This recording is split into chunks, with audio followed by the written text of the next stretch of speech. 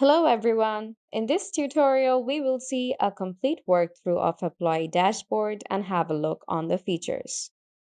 First of all, this part is the organization. You can have several organizations of one person. And then, this is the account. Here, you can view your profile, edit your profile, and add your billing method. And if you haven't downloaded, then you can download from here. Now the dashboard. You can see that the data is shown from the time interval. This organization has in this week 207 hours of work.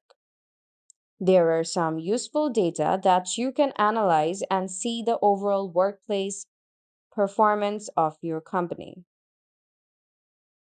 There are the tasks and projects of your company, and this part is the personal accomplishment on a given period of time. Now we hover to activity. Here, we find these screenshots. We can see these screenshots of the tasks done by your employees. Let's click on an employee and see these screenshots. These are the screenshots of the task. Here, one is 97% active, 91% active. This is the activity level of the employee within the period of time. If the activity level is not satisfied, there will be red alert and the rest will be green colored. For the yellow colored, we can see this employee worked for 57% and 46%, which is an average. There are options to add notes, so your employee can add the note and you can see it from here. Now let's switch to apps. In this tab, you can see the overall usage of the software used by your employees. If you want to go back to past and see the activities, you can always do that. Now, let's get to URL features. In this tab, you will be able to see the URLs that your employees have visited during their work time. Here is the location. If you have any outdoor employees, you can select and get their location. Now let's switch to the daily timesheets. There are several projects here. Let's click all projects and get the timesheet of an employee. So, this is the timesheet for any given day and the weekly timesheets for weekly progress. There's a project feature. You can add a project and add a deadline when the project to be finished. If you want, you can add a client. Now, if you're working for an agency, then add a client's name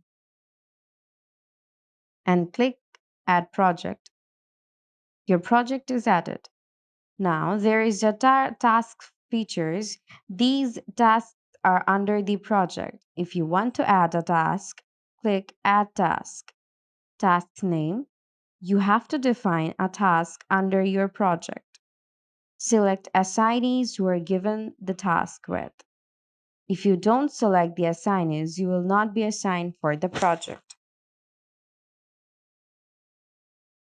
Now let's come to schedule. This is one of our most powerful features.